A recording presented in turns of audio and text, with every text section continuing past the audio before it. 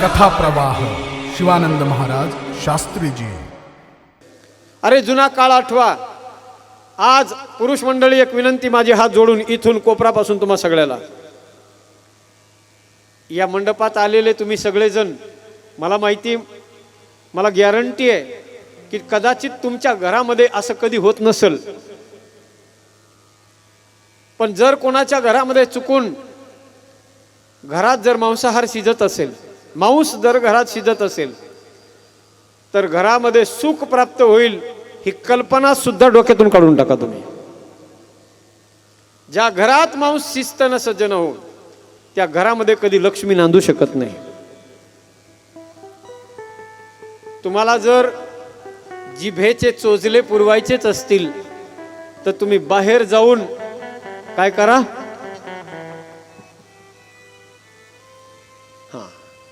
बाहेर जा तुम्ही तिकडं आणि तिकडच तरफडा। घरी लहान लहान लेकराला चुकीची सवय लावू नका, त्यानं लेकरं हिंसक बनतात। घरातलं चैतन्य, घरातला समाधान, घरातला आनंद कायमचा गायब झाल्याशिवाय राहत नाही सज्जनो। कोणतीही संस्कृती आपल्या देशाची, माझ्या भारत देशाची संस्कृती सांगते, लहान लहान लेकरं संध्याकाळी दिवस मावळला की घरातले छोटे छोटे लेकरं, लहान लहान मुलं हातामध्ये दिवा घेतात, तुळशीच्या जवळ जातात आणि त्या तुळशीला दिवा लावतात, देवाच्या समोर दिवा लावतात आणि त्यांच्या तोंडातून शब्द निघतात, दिव्या दिव्या दीपत्कार, कानी कुंडल मोतीहार। दिवा लावला देवापाशी, उजेड पडला तुळशीपाशी, आणि माझा नमस्कार सगळ्या देवांपाशी। घरातली पीडा बाहेर जाओ, बाहेरची लक्ष्मी घरात येऊ, आणि घरच्या धन्याला उदंड आयुष्य लाभो। हे मंत्र, हे वाक्य आज ऐकायला भेटत नाहीत घरामध्ये। दिवस निघायच्या अगोदर घरात भांडण सुरू असतं आणि दिवस मावळायच्या वेळेला सुद्धा घरात भांडण सुरू असते। या दोन वेळा सांभाळा। दिवस निघण्याच्या अगोदर घरात शांतता पाहिजे, देवाच्या नामाचा ध्वनी घरातून आला पाहिजे, आणि दिवस मावळायच्या वेळेला जर घर शांत असलं ना, तर तुम्ही ढकलून दिलं तरी घरातली लक्ष्मी बाहेर जाणार नाही सज्जनो तुमच्या। तिला हाकलून दिलं तरी ती जाऊ शकत नाही। आणि ऐका पुरुष मंडळी, सोशल मीडियावर, यूट्यूब वरती सुद्धा मी एक 7-8 मिनिटाचा व्हिडिओ टाकलेला आहे। मिलियन्स लोकांनी पाहिला तो व्हिडिओ। ज्या माणसाला असं वाटतं ना की आमच्या घरामध्ये चैतन्य राहिलं पाहिजे, आनंद, समाधान, शांतता, सुख राहिलं पाहिजे, भांडण तंटा नको, कलह नको, त्या घरातल्या माणसांनी दोन गोष्टी एकत्रित करा। सगळ्या घरातल्या लोकांनी मिळून एकत्रित येऊन दोन गोष्टी एकत्रित करा। एक भजन एकत्रित करा, बसून करा, आणि दुसरी गोष्ट भोजन एकत्रित बसून करा। आणि आपलं जे घर आहे, ज्यांना पावित्र्य सांभाळणं होतंय त्यांनीच आता फक्त हे ऐका, कारण हनुमंतरायाची भक्ती करणं म्हणजे तलवारीच्या धारेवरून चालण्यासारखं आहे। ज्यांना खरंच मनातून, अंतकरणातून भक्ती करायची, काहीतरी मिळवायचंय, तुम्ही कशी बी भक्ती करा, सकाम भावनेने करा किंवा निष्काम भावनेने करा, पण निष्काम भावनेनं केलेलं त्याचं फळ अधिक मिळणार आहे, तुम्हाला जास्त मिळणार। सकाम भावनेनं भक्ती केल्यावर तो परमात्मा देणारच आहे। एकच करायचं, प्रत्येक आपण हिंदू धर्माची माणसं आहोत, आपल्या घराच्या दारावर समोरच्या बाजूने गणपती बाप्पाची फरशी लावलेली असते। तुमच्याकडे असते का? फोटो असतो किंवा गणपती बाप्पाची फरशी चिटकवलेली असते, बाहेरच्या बाजूने गणपती बाप्पा असतात, समोरच्या बाजूने गणपती चौकटीच्या वरच्या बाजूला गणपती बाप्पाची असते, फोटो मूर्ती असते, आतल्या बाजूला मोकळी जागा असते, ज्याला आपण हॉल म्हणतो, लिव्हिंग रूम। त्या हॉलमध्ये चौकटीच्या आतल्या बाजूने, चौकटीच्या वरून जागा मोकळी असते त्या छतापर्यंत, त्या जागेवर सज्जन हो, वरच्या दरवाजाच्या वर पंचमुखी हनुमंतरायाचा फोटो लावा. घरात सुख समाधान ऐश्वर्य संपत्ती जर पाहिजे असेल, भरभरून घर धनानं लक्ष्मीनं भरावं, लक्ष्मी घरात नांदावी असं जर वाटत असेल ना, पंचमुखी हनुमंतरायाचा फोटो घर असेल किंवा दुकान असेल कुठं बी लावा. दुकानात लावला तरी भरभराट होणार, घरात लावला तरी लक्ष्मी नांदणार. नुसता फोटो लावल्याने तुम्ही म्हणाल महाराज नुसता फोटो लावायचा सोपं काम आहे. ऐका, नुसता फोटो लावून होत नाही. फोटो लावायचा वरती काचेचा फोटो, त्याच्या खाली स्टँड बनवायचं काचेचं. त्या स्टँडवरती दररोज घराच्या मालकानं एक खुर्ची ठेवायची, हात पुरत नसतो, चौकटीच्या वर आहे ती जागा. तुम्हाला आठवत असेल, प्रत्येकाचं घर आपलं आपलं आठवा, हात पुरत नाही तिथं. एक खुर्ची ठेवायची, खुर्चीवर उभं राहायचं. दररोज सकाळी स्नान झाल्याबरोबर पुरुष मंडळी सकाळी स्नान झाल्यानंतर नॅपकिन घ्यायचा, एक नॅपकिन ओला करायचा चांगल्या शुद्ध पाण्यानं, नवा कोरा नॅपकिन पिळून घ्यायचा, अर्धा पिळवायचा, अर्धा ओला करायचा आणि अर्धा कोरडा ठेवायचा. अर्ध्या ओल्या बाजूने ते सगळा फोटो पुसून काढायचा आणि कोरड्या बाजूने पुन्हा त्याला पुसून काढायचा स्वच्छ एकदम. चंदन घ्यायचं, हनुमंतरायाला लावायचं, डोक्याला लावा आणि हनुमंतरायाच्या पायाला चरणाला लावा.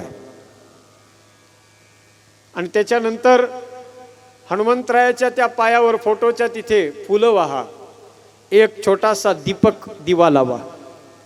सकाळी पुरुष मंडळीने लावा, संध्याकाळी तुम्ही दुकानात जात असाल, कामाला जात असाल, संध्याकाळी दिवस मावळाच्या वेळेला कदाचित तुमचं घरी जरी लवकर येणं नाही झालं तर संध्याकाळची जबाबदारी माय मावल्यांना तुम्ही घ्यायची. संध्याकाळचा दिवा तुम्ही लावायचा. तुळशीला जसा दिवा लावता, घरातल्या देवघरात जसा तुम्ही दिवा लावता, तसाच दिवा एक हनुमंतरायाला लावा. तुम्ही जरी लावला तरी हरकत नाही, पण 5 दिवस पावित्र्य सांभाळून. जर तुम्हाला अडचण असेल त्यावेळेला घरात जर लहान लेकरं असतील कुणी, त्यांना खुर्चीवर उभं करा आणि त्यांना दिवा लावायला लावा. नाहीच एखाद्या वेळेला अनुपलब्धी झाली, नाही लावणं झाला, देव माझा परमात्मा नाराज होत नाही. तुमच्या घरामध्ये एवढी लक्ष्मी येईल, एवढी लक्ष्मी येईल की तुम्ही त्याची कल्पना सुद्धा केलेली नसेल. तुमच्या घरात कधी तंटा कलह होणार नाही, भांडण तंटा लागणार नाही, कायमस्वरूपी समाधानाने सुख तुमच्या दारात नांदल्याशिवाय राहत नाही. सज्जन, हे सगळं पण त्यांनीच करा ज्यांना हे पावित्र्य सांभाळणं होईल. अवघड नाही. आता तुमच्या लक्षात आलं असेल की जुन्या काळातले लोक का म्हणत होते महिलेनं भक्ती करू नये, हनुमंतरायाच्या मंदिरात जाऊ नये. त्याचं उत्तर फक्त एकच आहे, आपल्याकडून पावित्र्य सांभाळणं झालं पाहिजे. देव आहे ना हो माय मावल्यानो, त्या देवाचं पावित्र्य आपण सांभाळलं पाहिजे. तुम्हाला त्रिवार वंदन आहे माझं. आमच्याकडे जर कथा असली ना भागवताची, शिवमहापुराणाची, रामायणाची कथा, तर आमच्याकडे महिला मंडळी येतात आणि ते फोटो ठेवलेत ना समोर, फोटो आहेत ना इथे. आमच्याकडच्या महिला मंडळी पंचपाळामध्ये कुंकू हळद तांदूळ असतो ना, ते आले की कथा झाली की ते देवावर असं फेकतात. हळद घेणार फेकणार, कुंकू फेकणार, तांदूळ फेकणार. म्हणजे फेकल्यानं काय होईल तुम्ही नुसता विचार करा. एखादी मायमाऊली उद्या कथेला येताना पंचपाळ घेऊन आली आणि त्या पंचपाळातलं कुंकू जर प्रत्येकीच्या तोंडावरती फेकत राहिली तर जमल का? नाही. तुम्ही किती प्रेमाने लावता कुंकू हळद, अगदी बारीक असं बारीक लावताना. कशामुळे बारीक लावता? तुमच्या चेहऱ्याचा मेकअप खराब झाला नाही पाहिजे. अरे आपल्या चेहऱ्याचा, मी आज येत होतो, आमचे यजमान मंडळी पूजनासाठी तिथे गेटवर उभे होते. ते मला बुक्का लावत होते. त्यांनी बुक्क्याच्या डब्बीमध्ये पूर्ण बोट बुडवलं. मी विचार केला, यांचं बोट जर बुक्क्यानं एवढं काळं झालंय तर हे माझा कपाळ किती काळं करतील. मी त्यांना म्हणलं छोटासा लावा, जरी लावायचं तर छोटंसं लावा. हां मायबाप, मला एवढंच सांगायचं आहे, आपल्या चेहऱ्याची काळजी जर आपण एवढी जास्त घेतो तर माझ्या भगवान परमात्म्याची काळजी आपल्यापेक्षा 1000 पटीने जास्त घेतली पाहिजे सज्जन. तर ती भक्ती माझ्या भोलेनाथाला आवडणार आहे, लक्षात घ्या. आणि म्हणून अतिशय गोड ही कथा आहे भगवान भोलेनाथाची. सूतजी महाराज आणि शौनकादिकांनी प्रश्न विचारला. सूतजी महाराज शौनकादिकांना सांगतायत की हे ऋषियो, हा शिव महापुराणाचा ग्रंथ भोलेनाथांनी निर्माण केला. भोलेनाथांनीच 100 करोड श्लोक असलेला ग्रंथ निर्माण केला. त्याच्यातून पुन्हा भगवान वेदव्यासांनी गाळून गाळून 24,000 श्लोक ठेवले. श्रीमद भागवत ग्रंथाचे 18,000 श्लोक आहेत आणि शिव महापुराणाचे 24,000 श्लोक आहेत. भव्य दिव्य असा ग्रंथ सज्जन हो. तो ग्रंथ शिव महापुराणाचा ग्रंथ जर सूतजी महाराज म्हणतात ऋषियो, ध्यानपूर्वक अंतकरणाची कानं करून जर ऐकला तर माणसाच्या जीवनामध्ये धर्म, अर्थ, काम आणि मोक्ष 4ही पुरुषार्थ माणसाला प्राप्त होऊ शकतात. त्याचं कारण आहे सज्जन हो, शंकर भगवान ही कथा ऐकणाऱ्या प्रत्येकाच्या मनातली इच्छा पूर्ण करणारं दैवत आहे. ज्या माणसाला वाटतं ना मला श्रीमंत व्हायचंय, तुम्ही आणखीनही पहा, पांडुरंगाची भक्ती करणारे भक्त रुपेश महाराज गरीब आहेत. पांडुरंगाची भक्ती करणारे भक्त गरीब आहेत आणि भगवान भोलेनाथाची भक्ती करणारे भक्त श्रीमंत आहेत. मोकळ्या मनाने, 2 हाताने नाही, अनंत हाताने तो देतो. आणि आपण स्वतः त्या भोलेनाथाचं जीवन जर बघितलं तर स्वतः जवळ काही नाही सज्जन हो. भोलेनाथाच्या जवळ स्वतः काही नाही, राहायला घर नाही त्याला, स्मशानात राहतो. अंगावर घालायला कपडा नाही, अंगाला लावायला पावडर नाही, मसन वाट्यातली राख अंगाला लावतो. पण आपल्या भक्ताला मात्र भरभरून देतो, भरभरून. किती देतो सागर महाराज? त्या भक्ताने अपेक्षा सुद्धा केली नाही एवढं देतो तो भोले बाबा. म्हणून तर म्हणतात त्याच्यासारखं दानशूर दुसरं कुणी नाही. तुम्ही मनातून त्याची भक्ती करा. भोलेनाथ से निराला कोई और नहीं, भोलेनाथ से निराला, शंभुनाथ से निराला कोई और नहीं, भोलेनाथ से निराला, भोलेनाथ से निराला कोई और नहीं. ऐसा डमरू बजाने वाला और नहीं, ऐसा डमरू बजाने वाला और नहीं, ऐसा डमरू बजाने वाला और नहीं, ऐसा डमरू बजाने वाला और नहीं, भोलेनाथ से निराला भोलानाथ से निराला कोई और नहीं. बोलो हाथ उठा करके एक साथ ताली की सेवा करिए सब.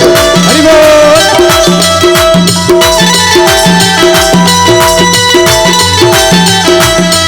हरि बोल.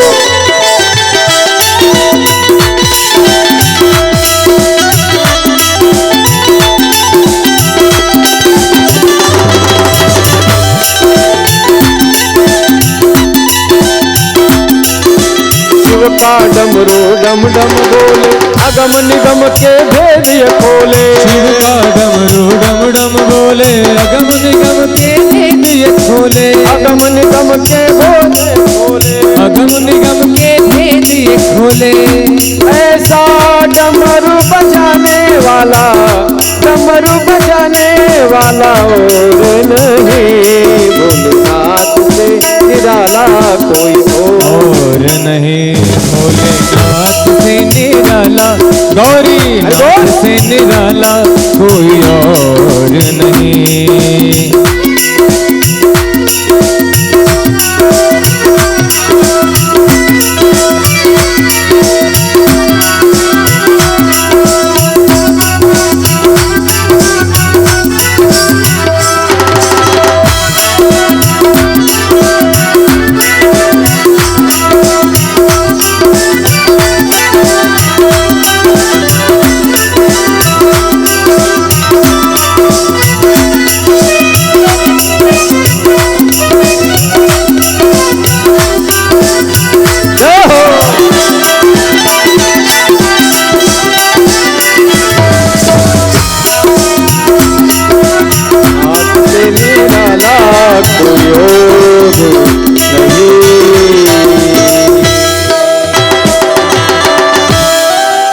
नमः पार्वती पतये हर हर महादेव।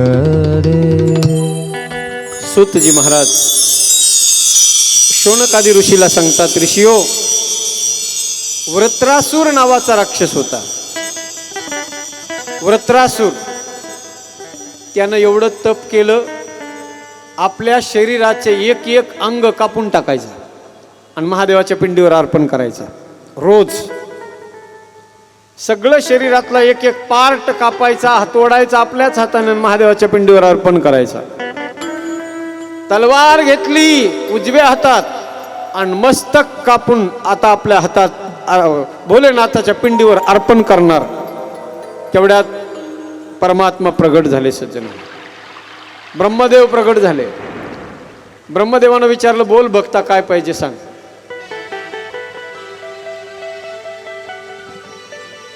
भगवान भोले बाबा सज्जन हो, अवढरदानी दाता आहे. महादेवाच्या पिंडीवर अर्पण करायचं सगळं मस्तक आपल्या हातामध्ये घेऊन अर्पण केलं. भोलेनाथांनी विचारलं, बोल भक्ता, काय देऊ सांग. तो वृत्रासूर म्हणला, देवा, असं एक वरदान द्या, मी ज्याच्या डोक्यावर हात ठेवीन तो जळून भस्म झाला पाहिजे. आता भोलेनाथानं विचार करावा ना. माझ्या भोलेनाथानं सज्जन हो तथास्तु म्हणून टाकलं. आता त्याला ते वरदान मिळालं आणि वरदान मिळाल्यानंतर आता त्याची बुद्धी बदलली. अचानक काही माणसं जर अचानक श्रीमंत झाले की त्यांना गरिबीची जाणीव राहत नाही. पा जीवनामध्ये अचानक श्रीमंत होऊ नये, अचानक गरिबी बी जीवनात येऊ नये. त्या वृत्रासुराला त्याची जाणीव राहिली नाही आणि तो बदलला, म्हणून त्याचं नाव भस्मासूर पडलं. आणखीनही समाजामध्ये माणसं जर एखाद्यावर आपण उपकार केला आणि त्याने उपकाराची जर परतफेड केली नाही तर माणसं म्हणतात त्याला काय काय शब्द आहे, भस्मासूर. त्याचं नाव भस्मासूर पडलं. भस्मासूर का? ते वरदान मिळालं त्याला सज्जन हो. आणि वरदान मिळाल्यानंतर ज्यानं वरदान दिलं त्याच्याच मागं पळायला लागला. तो शंकराच्या मागं पळू लागला. का? कारण त्यानं विचार केला, जर शंकराच्या डोक्यावर हात ठेवून शंकराला जळून भस्म केलं की माझ्यासारखा पॉवरफुल पुन्हा दुसरा कोणीच नाही. शंकर भगवान पुढं पळू लागले, हे मागं पळते. शंकर भगवान पुढं. देवानं विचार केला, भगवान विष्णूने, विष्णू भगवंतानं सज्जन हो मोहिनीचं रूप धारण केलं. मोहिनीचा अवतार धारण केला आणि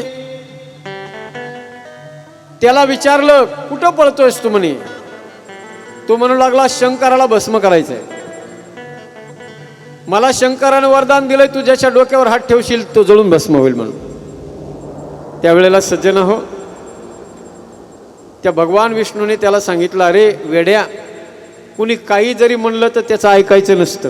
त्याची खरं खोटं त्याची पारख करायची असते. अरे एखादा माणूस जर म्हणला, तुझा कान तुझा कावळा तोडून घेऊन गेलाय, कावळा तुझा कान तोडून घेऊन गेलाय, असं जर एखाद्यानं म्हणलं तर आपण कावळ्याच्या मागं पळत बसायचं नसतं. पहिलं आपण कान आपला तपासायचा असतो, आहे का नाही जागेवर. म्हणजे नेमकं म्हणायचं काय तुम्हाला? भगवान म्हणले, अरे येड्या, त्या शंकरानं वरदान दिलंय तुला, पण ते वरदान खरंय का खोटंय याची तू कधी तपासणी केलीस का? तो म्हणला नाही केली. म्हणला एक काम कर, शंकरानं वरदान दिलंय ना तुला, ज्याच्या डोक्यावर हात ठेवशील तो जळून भस्म होईल. पहिलं त्याची टेस्ट घे, तुझ्यापासूनच सुरुवात कर. म्हणले असं डोक्यावर हात ठेव, वर ठेव जरा, तुझ्या स्वतःच्या डोक्यावर नको ठेवू, नुसता असा वर आधार धर जरा अर्धा फूट वर. आणि जर तुला गरमी वाटली तर समजायचं वरदान बरोबर आहे, आणि जर गरम नाही लागलं तर समजायचं हे खोटं आहे.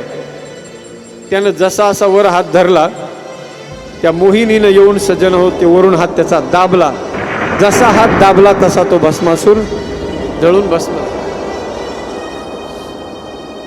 काही भागामध्ये असं बोलल्या जातं की त्या मोहिनीनं सुंदर स्त्रीचं रूप धारण केलं. तिला पाहून तो भस्मासूर मोहित झाला. तो तिला आपलंसं करण्याचा प्रयत्न करू लागला. ती म्हणली, मी तुमच्या बरोबर येते, पण मी शंकरासोबत राहत असते, मी तुमच्या बरोबर यायला तयार आहे, पण मला शंकर एका गोष्टीमुळे आवडतात, कारण ते तांडव नृत्य करतात. तुम्हाला जर तांडव नृत्य करता येत असेल, तुम्ही जर नाचायला तयार असाल, तर मी तुमच्या बरोबर यायला तयार आहे. त्यावेळेला तो म्हणला, मला कुठे येते नाचायला? ती म्हणली, मला येतं ना, मी शिकवते तुम्हाला नाचवायला. तो मला शिकव. ती नाचायची, तिने जसा हात केला तसा हा बी हात करायचा, ती जशी वाकडी होईल तसा हा बी वाकडा व्हायचा. नाचता नाचता तिनं आपला हात आपल्या स्वतःच्या डोक्यावर ठेवला, याने बी आपला हात उचलला आणि डोक्यावर ठेवला. जसा हात यानं डोक्यावर ठेवला तसा भस्मासूर जळून भस्म झाला. शंकर भगवंताने सज्जन हो त्याला वरदान दिलं होतं. सूतजी महाराज म्हणतात, ऋषियो, भोले बाबा म्हणजे खरंच भोळा आहे, भक्तासाठी भोळा आहे, आणि दुर्जनासाठी भाला त्याच्या हातात आहे. भक्ताने जर त्याची मनातून भक्ती केली ना, तर त्याच्या मनातल्या मनोकामना पूर्ण करणारा तो भोला आहे. सूतजी महाराज शौनकादी ऋषींच्या संवादामध्ये अतिशय सुंदर प्रश्न शौनकादी ऋषी करतात, आणि सूतजी महाराज त्यांना अत्यंत गोड अशा भगवान भोलेनाथाच्या दिव्य कथा, अतिशय सुंदर शिवमहापुराणातल्या कथा सांगतात. पण मला वाटतं त्या सगळ्या कथा आपण आज न पाहता उद्या पाहणार आहोत. आजचा कथेचा वेळ संपलेला आहे. पहिला दिवस कथेचा होता. सगळं जोडजाड करायला वेळ जात असतो, म्हणून आज पहिल्या दिवशी जरा उशिरा कथा सुरू झाली. आज याच ठिकाणी कथेला विराम आपण घेत आहोत. कथेला पूर्ण विराम देण्यापूर्वी 2 मिनटं सगळ्यांनी आपल्या आपल्या जागेवरती उभं राहा. जरा पाय मोकळे करा सगळ्यांनी. हाताने टाळी आणि पायानं जरा पावल्या खेळा. डावा पाय उजवीकडे घ्या आणि उजवा डावीकडे घ्या. आरतीसाठी आरतीचे यजमान